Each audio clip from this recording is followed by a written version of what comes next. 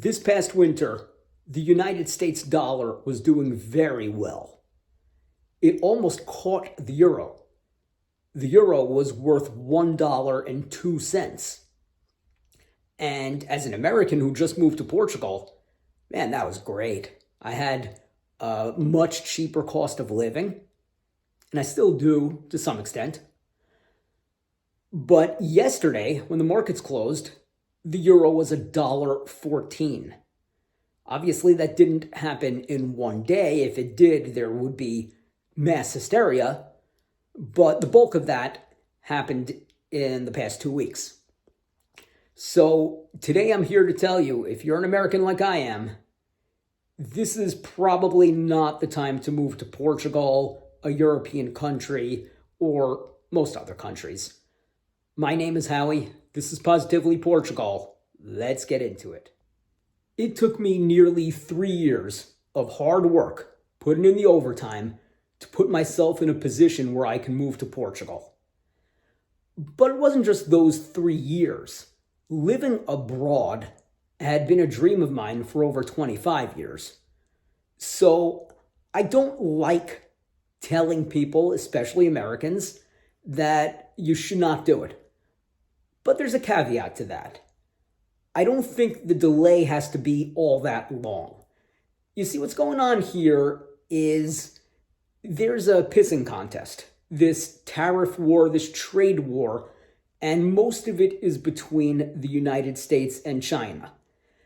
And the United States was going to put tariffs on the European Union and other countries, and then they paused it, and there's tariffs going the other way onto the United States, this and that. But the heart of the matter, the biggest battle of this trade war is between the United States and China.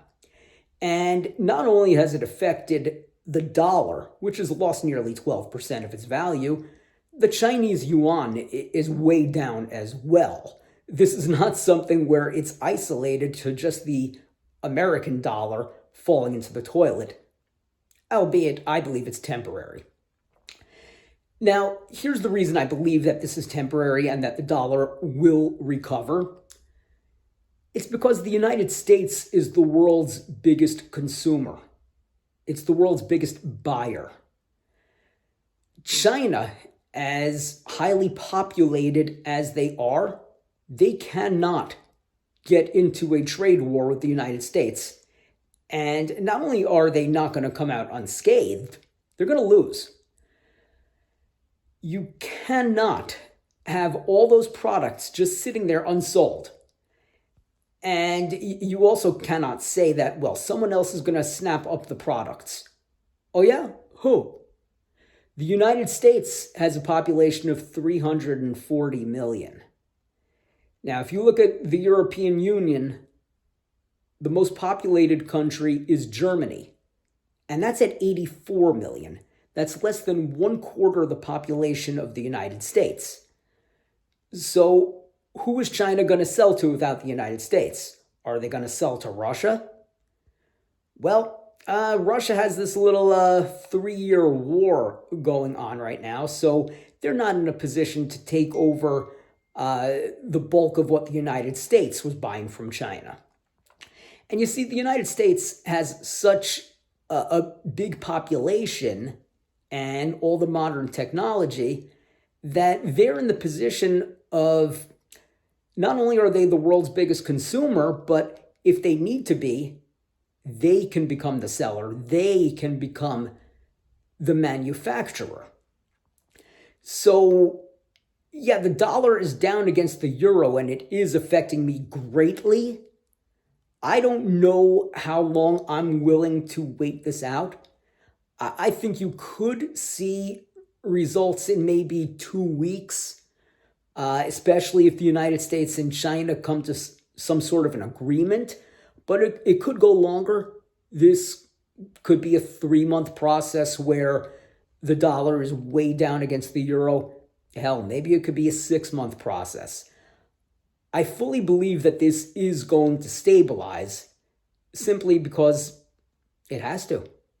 China cannot compete and China's not going to be able to have all their products unsold. So, yeah, I think this is going to be a short-term thing, but in the meantime, Europe is going to win, and they're winning because of the value of the euro over the dollar. And it's not really just going to be the European countries who are on the euro. You're in a pretty decent position if you're on the British pound, if you're on the Swiss franc. And while the United States and China are having this little quarrel, maybe now is the time to invest, not in the market really, but maybe get that lakeside cabin that you were looking at in one of the states. Property is probably not a bad idea because even when the dollar catches up again to the euro, it's not like the price of property is gonna go back down. And the way it works is the way it always works. It's the little people who suffer. It's me. My rent, if nothing happens in the next 2 weeks, will be about $90 higher. I don't know, no, not my rent. My overall bills will be about $90 higher than it was last month.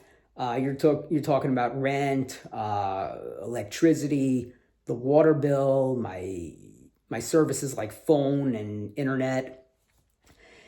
And it's not just that, of course. It's like you got to make your grocery runs. I'm using my ATM card. As I've mentioned in previous videos, I'm not dealing with Novo Banco anymore, and I can't deal with another Portuguese or European bank until my residence permit gets approved, if it gets approved.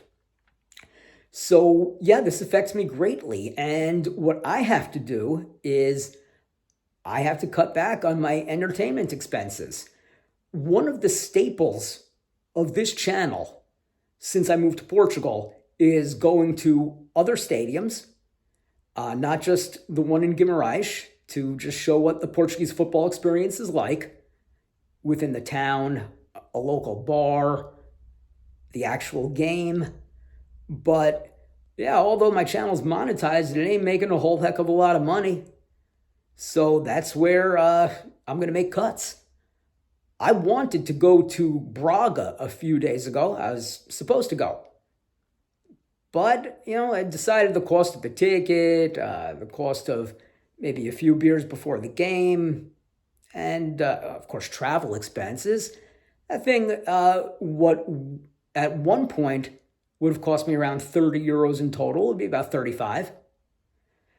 And I'm considering going to Porto Friday because there are actually 2 games going on in Porto.